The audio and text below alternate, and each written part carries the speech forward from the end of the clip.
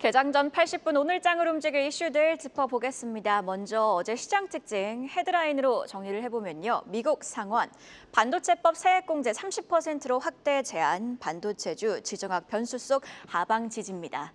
자, 여러 모멘텀 속 어제 반도체주는 장 초반 주도주로 부각이 됐죠. 뉴스들을 좀 정리를 해보면요. 전일 뉴욕 증시에서 소버린 AI, 즉 AI 주권과 함께 G7에서 AI가 논의될 거란 기대감 속에서 미국 반도체주가 강했죠. 이런 가운데 미국 상원이 추진 중인 새로운 세제 개편안에 반도체 제조업체에 대한 투자 세액 공제를 기존 25%에서 30%로 확대한다는 내용이 포함됐다는 외신 보도가 있었습니다. 자, 이미 미국에 투자한 우리 기업들 입장에선 플러스로 작용한 뉴스였고요. SK하이닉스는 AI 주도주로서의 지위가 부각이 되며 장중 26만 원 선을 터치. 이날은 삼성전자도 브로드컴의 HBM3 품질 시험에 통과했다는 소식 속에서 강세를 보였습니다. 최근에는요, AMD의 신제품에 삼성의 HBM3가 탑재된 바 있죠. 점차 AI 흐름에 탑승하기 위해 일부 성과를 보이고 있는 건데요. 자, 어제 코스피 장중 2,998포인트까지 오르며 정말 3,000피 턱 밑까지 올라왔습니다. 자, 이런 시장에 김이 빠지게 된 건 쏟아지는 지정학적 리스크 관련 뉴스였죠.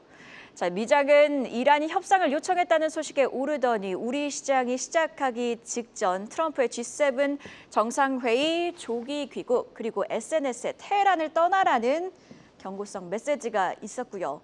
장중 시시각각 나오는 헤드라인에 지수는 변동성을 보였습니다. 워낙 긴박한 사안이다 보니 여러 추측들이 나왔고 이런 정세 불확실성은 차익 실현의 빌미로 작용을 하게 된 겁니다. 그럼에도 코스피가 강보합으로 끝날 수 있었던 건 전자닉스, 즉 삼성전자와 SK하이닉스가 버텨줬기에 가능했던 건데요. 자, 어제는 하방을 지지, 그제는 시장 상승의 역할을 한 반도체주. 궁금한 건 반도체주가 최근 주도주의 역할을 하고 있는데 이런 흐름을 유지할 수 있을지겠죠. 증권가 리포트로 좀 연결을 지어보면요. 삼성증권과 현대차증권의 리포트 속에서 공통된 단어가 하나 보입니다. 바로 소버린 AI, 즉 AI 주권인데요. 한 국가가 자국 내에서 독립적으로 인공지능 역량을 보유 및 통제하겠다는 전략적인 구상으로 결국 AI 인프라 투자를 의미합니다. 예, 삼성증권은 파티는 새벽까지 이어진다고 평가를 하기도 했고요. 현대차증권은 마찬가지로 견고한 AI 수요를 언급, 여기에 밸류에이션 매력도까지 강조하며 AI 반도체 섹터의 저점 매수를 권고하기도 했습니다. 전자닉스가 코스피에 차지하는 비중이 워낙 크다 보니 3,000피 진입을 위해선 전자닉스가 저력을 발휘해줄 필요가 있겠죠. 반도체주의 주도주 복귀, 그리고 남은 삼성전자의 엔비디아랑 HBM3 퀄테스트 통과 여부 앞으로 지켜봐야겠습니다. 자, 오늘장을 움직일 무버 간밤 나온 헤드라인이 더욱더 중요해졌습니다. 중동 상황이 긴박하게 돌아가고 있는 가운데 미국의 대응으로 국제사회의 시선이 쏠리고 있고요. 지정학적 리스크의 미국 증시에서는 방산 에너지주들이 강했습니다. 이외에도 바이오주에 부담이 될 수 있는 트럼프의 관세 발언이 있었고요. 미국 상원은 스테이블 코인 규율 법안인 지니어스 법안을 최종 통과시켰습니다. 그리고 개별적으로는 사모펀드 BIG 파트너스가 미용기기 기업 비오를 인수, 한 주당 12,500원의 공개 매수 후 자진 상장 폐지에 나선다는 소식도 있었습니다. 아무래도 오늘 가장 중요한 건 바로 중동 정세가 되겠죠. 새벽 나온 뉴스들을 플로우에 따라서 좀 정리를 해보면요. G7 정상회의에서 조기 귀국한 트럼프 국가안보회의를 진행했습니다. 우리 시간으로 새벽 1시쯤 넘어 여러 강경 발언을 SNS에 게시를 했습니다. 이란 최고 지도자의 소재를 알고 있다고도 했고요. 여기서 우리라는 표현을 쓰며 이란의 제공권을 전면 장악했다고 강조를 합니다. 이런 강경 발언과 함께 CNN은요, 트럼프가 미군을 동원해 이란의 핵시설을 타격, 그러니까 산속 깊이 자리한 포르도 핵시설을 타격할 수 있는 무기, 벙커버스터를 이스라엘에 지원하는 쪽으로 기울고 있다고 보도를 했습니다. 외신에 따르면 국가안보회의는 종료된 것으로 보이는데요. 이런 헤드라인을 소화하며 안전자산인 달러가 강세, 전날 1,362원의 정규장을 마감한 원달러 환율은 현재 NDF에서 1,381원까지 급등했습니다. 자, 이후 쏟아질 헤드라인이 오늘장 우리 시장에 영향을 미칠 수밖에 없겠죠. 분석은 계속해서 전략 시간을 통해 확인해 보고요. 다만 생각해 보면 어제 과열은 찰실에 대한 욕구가 강했던 측면이 있죠. 변동성은 연출될 수 있겠으나 우리 증시의 고유의 재료들을 생각해 보면 큰 흐름이 훼손된 건 아니라는 점은 계속 기억해야겠습니다. 그럼 어제 나온 주요 공시 안혜수 캐스터와 함께 체크해 볼까요? 네, 안했습니다. 어제 나온 주요 공시 보겠습니다. 핫쇼핑 열풍을 일으켰던 애니메이션 제작사 SAMG 엔터테인먼트의 주요 주주 명단에 글로벌 3대 투자은행 중 하나죠. 모건 스탠리 계열 영국 증권사가 이름을 올렸습니다.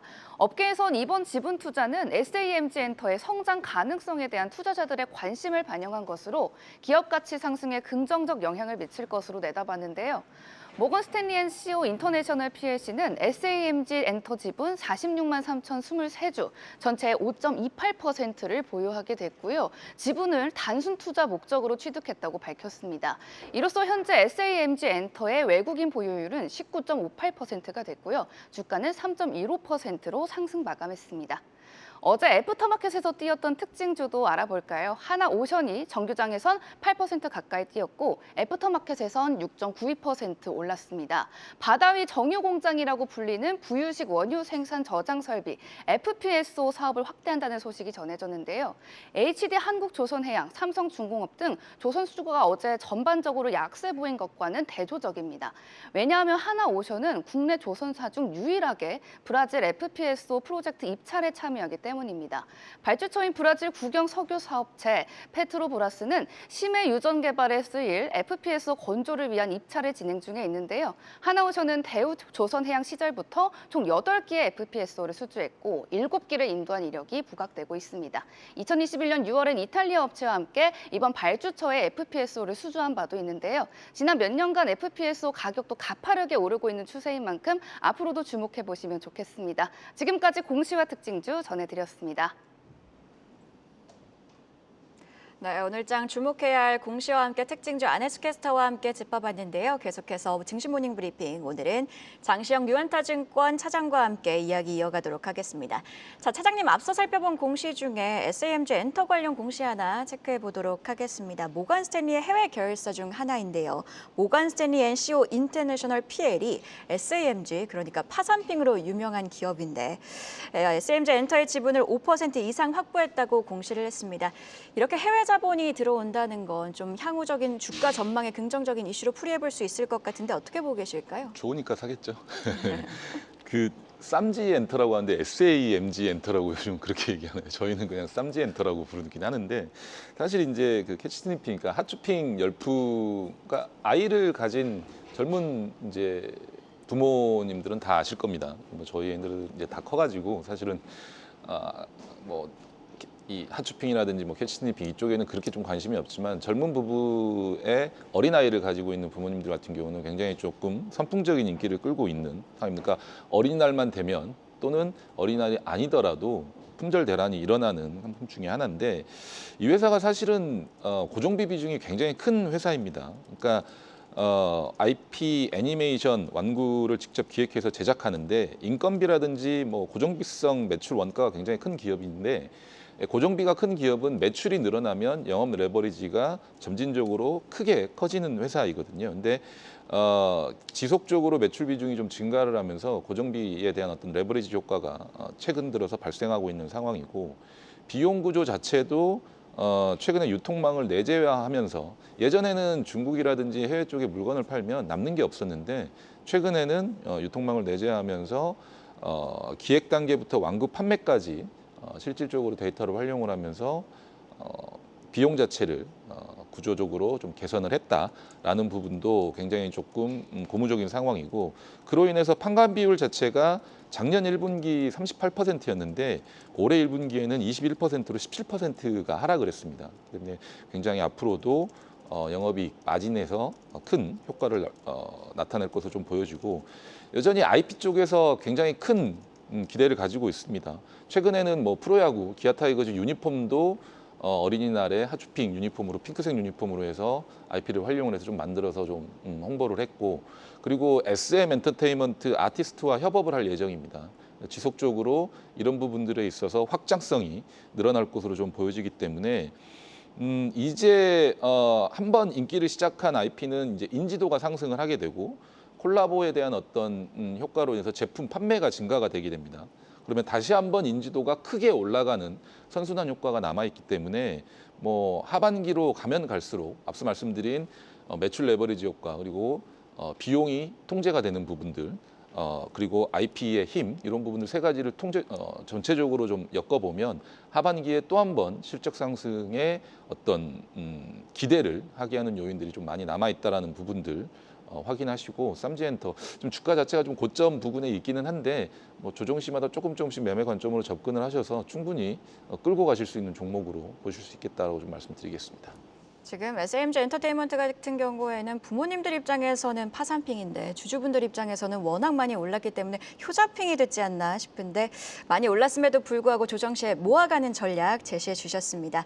자, 전일 상승세가 눈에 띄었던 하나오션도 함께 살펴보도록 하겠습니다. 애프터마켓에서는 정규장 대비 상승폭을 조금 줄이긴 했습니다만 바다 위에 정유공장 사업 확장에 나섰다는 기대감은 여전한 상황인데 어떻게 보고 계실까요? 뭐 그 부분에 대한 기대감도 기대감이지만 일단은 미 군함 함정 건조에 대한 어떤 사업 영역 진출에 대한 기대감들이 훨씬 더 큰 것 같습니다. 결국은 미국 정부가 하나오션의 오스틸 지분 인수를 승인을 했다라는 거는 호주 정부도 더 이상은 막을 수 없는 상황이 될 수도 있다라는 거거든요. 그러면 하나그룹사의 미국 조선원 진출 의지를 미국이 인정을 하고 결국 호주도 받아들일 수밖에 없다라는 부분이고 사실은 미국 함정 신조 시장 같은 경우는 하나오션의 기업 가치를 극대화시킬 수 있는 가장 큰 요인이라고 좀 보실 수 있을 것 같습니다. 30년치 함정 구매 예산을 15%까지, 그러니까 미국의 30년치 함정 구매 예산의 15%까지 향후에 점유할 것으로 좀 보여지고 있고 이렇게 함정의 어떤 신조 시장 진출을 하게 된다라고 하면 시장 가치 자체는 13조 원 정도가 되거든요.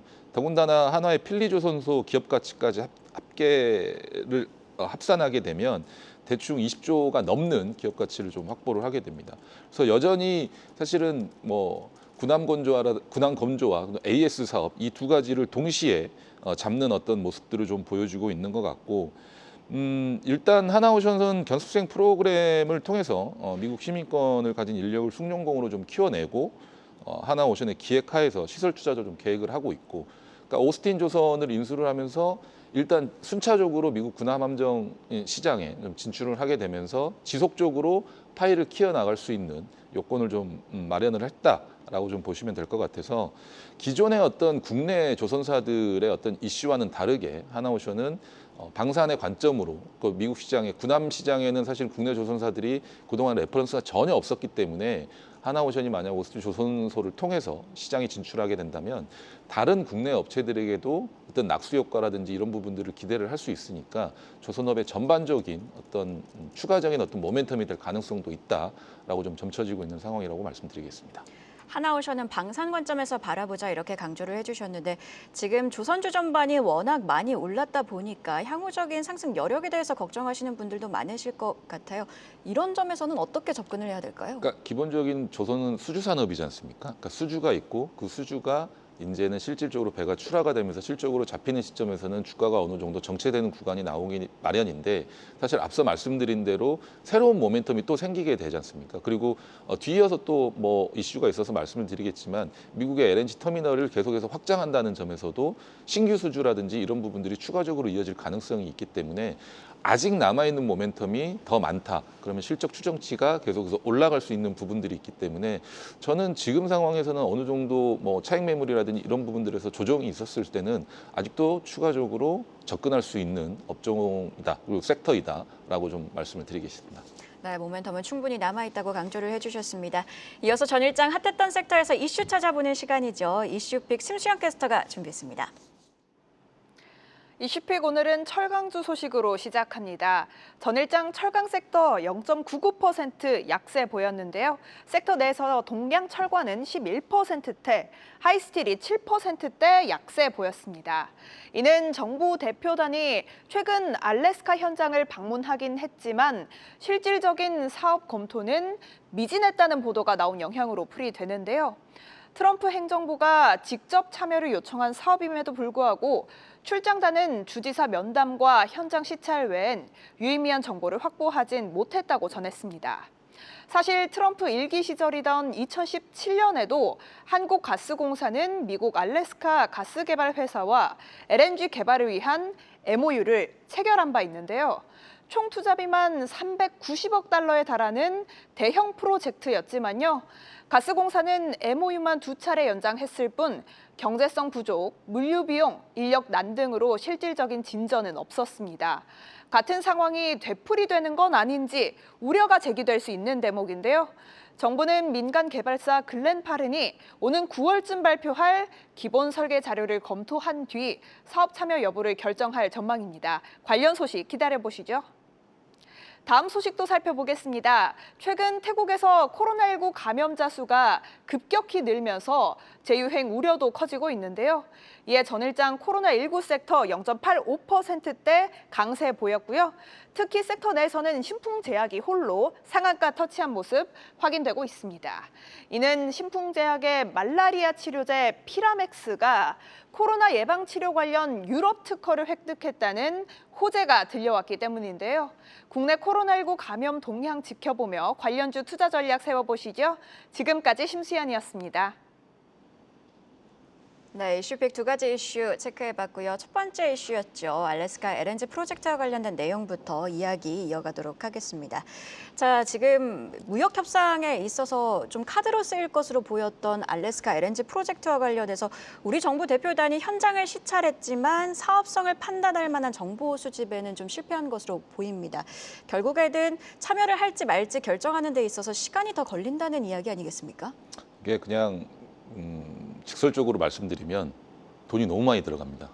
굉장히 어려운 사업이고 돈이 너무 많이 들어가는 사업이기 때문에 신중해야죠. 신중해야 될 필요가 있습니다. 물론 이제 미중 무역 협상, 그러니까 미국과의 어떤 관세 협상과 관련해서 카드로 활용이 될 가능성이 높기 때문에 어찌 됐든지 간에 참여하려는 의지라든지 이런 부분들은 충분히 보여줘야 되고 공사라든지 이런 부분들이 진행이 돼야 되는 부분들이 있습니다만 사실 얻는 것보다는 잃는 게 더 많을 수도 있는 사업이거든요. 그러니까 금전적인 어떤 부분입니다. 그렇기 때문에 투자비 회수라든지 이런 부분들 충분히 좀 고려를 해야 될 부분들이 있고 우리나라뿐만이 아니라 일본과 대만과의 어떤 협의도 굉장히 좀 필요한 상황이라고 좀 말씀을 드리겠고 사실 이 알래스카 가스전과 관련해서 실질적으로 국내에서 지금 당장에 사업이 어떤 진행된다라는 보장이 없기 때문에 실질적으로 바로 수혜가 되는 어떤 업종이나 종목을 찾기는 조금은 어렵습니다. 물론 테마성으로 기대감으로 어느 정도 올랐다 내려갔다 하는 종목들은 찾을 수가 있겠지만 관광업체들이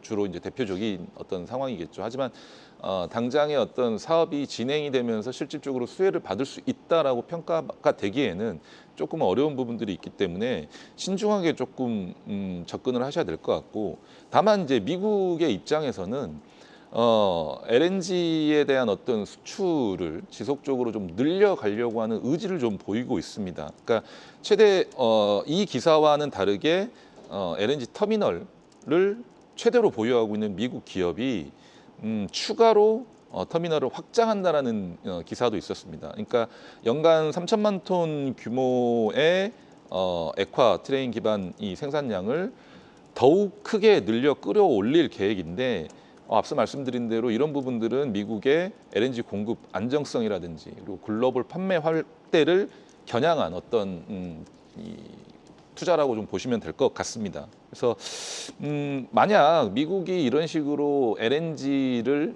추가적으로 물론 알래스카 가스전도 된다고 가정을 한다고 생각을 해봤을 때 또 지금 현재 있는 LNG 터미널을 더욱 확장한다라고 했었을 때 그 생산되는 많은 LNG를 뭘로 퍼다 나르겠습니까? 결국은 배로 퍼다 날라야 되거든요. 그러면 글로벌리하게 LNG선이라든지 이런 부분들에 있어서 기술력이 가장 뛰어나고 레퍼런스가 가장 높은 국내 업체들에게 어떤 수혜가 될 수밖에 없습니다. 그래서 앞서 말씀드린 대로 조선업에는 전반적으로 방산 관련된 모멘텀이 앞서 하나오션과 관련돼서 또 남아있는 부분들도 있고 이런 미국의 LNG 수출 확대 전략과 더불어서 LNG선의 추가 발주라는 기대감도 또 남아 있습니다. 이게 또 모멘텀으로 작용할 수가 있기 때문에 국내의 현대중공업이라든지 그리고 삼성중공업이라든지 하나오션도 마찬가지로 LNG선에 좀 특화가 돼 있긴 합니다. 대우조선해양이 좀 잘했었기 때문에 그래서 이런 부분들을 좀 고려를 하셔서